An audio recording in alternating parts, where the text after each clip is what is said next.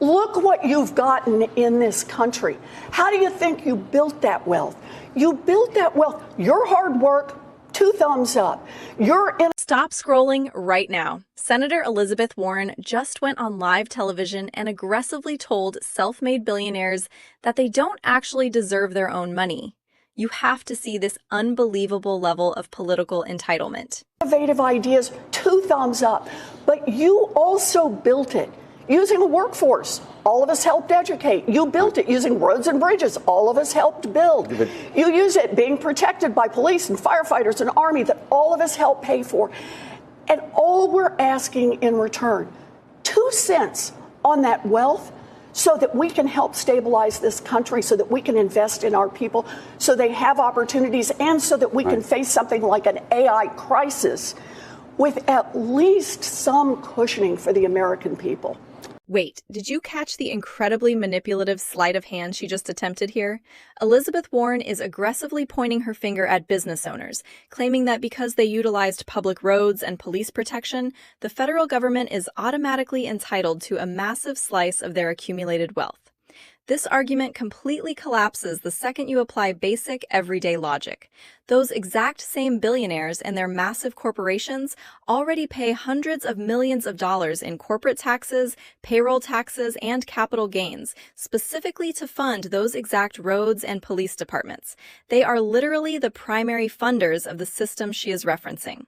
But notice her actual end goal. She demands more of your money to help stabilize the country. She completely ignores the glaring reality that the federal government is currently sitting on a multi-trillion-dollar deficit entirely because of their own catastrophic financial mismanagement. The political elite always claim they just need a little bit more of your money to fix everything, yet the systemic problems somehow only ever get significantly worse. Listen incredibly closely to the exact, highly calculated words Gavin Newsom is using right now. He isn't just respectfully disagreeing with a legal ruling. He is actively trying to permanently delegitimize the highest court in the United States. He calls them a Trump-packed court and aggressively claims they are burning their own legitimacy to the ground while rigging democracy in real time. This is the exact same governor who spent the last 4 years violently lecturing the American public about how dangerous and treasonous it is to ever question election integrity and democratic institutions. Yet, the absolute second a Supreme Court ruling doesn't directly benefit his party's electoral map, he immediately screams that the entire system is rigged and corrupt. It is a stunning, undeniable level of political hypocrisy. He is desperately trying to frame this as a direct attack on minority voters because the Democrats know that their gerrymandered safety nets are completely falling apart ahead of the midterms. When you cannot win on actual policy, you manufacture maximum outrage. The court's conservative majority has granted an emergency request from the state of Alabama to discriminate against black voters, to allow the state of Alabama to use a Republican-backed map that deliberately eliminates one of the state's 2 majority black districts. This will, in terms of electoral politics, this will almost certainly gain Republicans another House seat. It will further reduce black representation in Congress. This, of course, comes in the wake of the High Court gutting the Voting Rights Act. Look at the absolutely terrifying framing happening on this broadcast. The news anchor explicitly and aggressively claims that the Supreme Court is actively granting an emergency request to discriminate against black voters and completely gut the Voting Rights Act. This is pure, unfiltered political propaganda designed strictly to incite maximum racial fear among the electorate. Let's look at the absolute, undeniable reality of the ruling. 0 actual voting rights were removed today. Every single registered voter in the state of Alabama still possesses the exact same constitutional right to walk into a polling booth and cast their legal ballot. What the court actually ruled is that the state cannot aggressively gerrymander and legally draw strict district lines based exclusively on race. It is utterly fascinating that the political party constantly preaching about achieving a colorblind society is the exact same party violently melting down on cable news when the Supreme Court actually prevents them from segregating voter districts by race. The MAGA majority on the U.S. Supreme Court just issued another partisan political redistricting decision. Now, a three-judge panel had previously ruled that the map that Alabama Republicans were attempting to utilize intentionally discriminated against African American voters. That three-member panel consisted of one judge appointed by Ronald Reagan and two judges appointed by Donald Trump.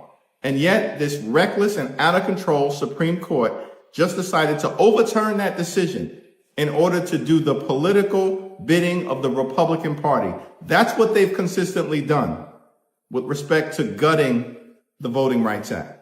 This Supreme Court is out of control. They need to be reined in. They have zero credibility.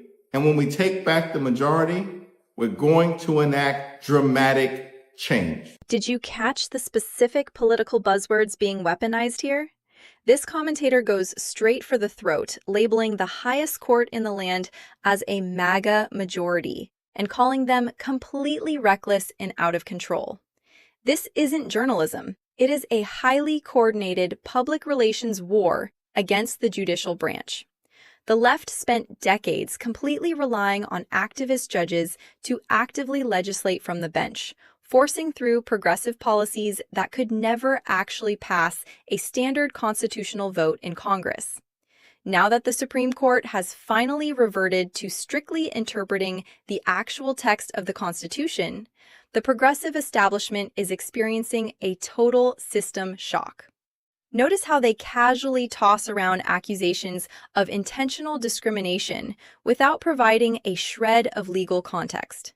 They are actively laying the psychological groundwork to justify expanding and packing the Supreme Court in the future. By destroying the public's trust in the institution today, they are hoping to seize absolute, unchecked power over the judicial branch tomorrow. The Supreme Court has cleared the way now for Alabama to use a new congressional map that eliminates one of the state's two majority black districts. In a 6-3 ruling last night split along ideological lines, the justices granted an emergency request by Republican state officials seeking to use that map this fall. Comes after a lower court determined the map intentionally discriminated against black voters.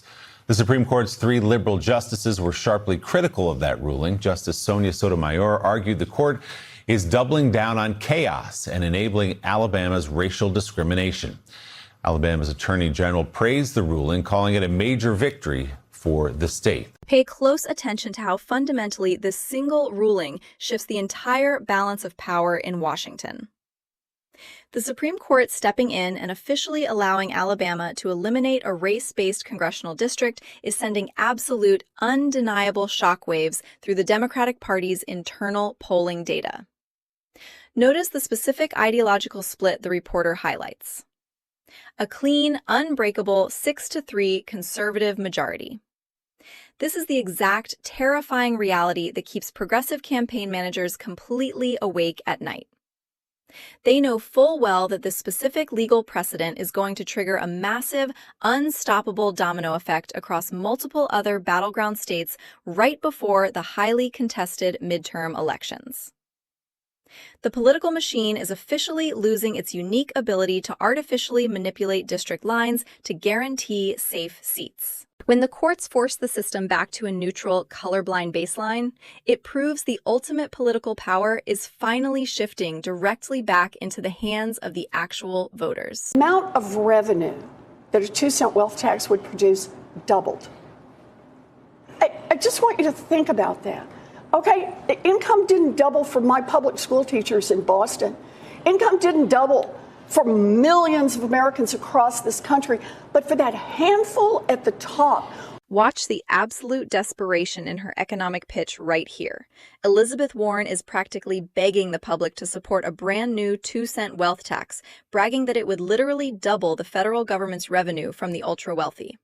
But notice what she completely glosses over, the government's endless spending addiction. She attacks the accumulation of wealth as if a private citizen holding on to the money they legally earned is somehow a crime against humanity.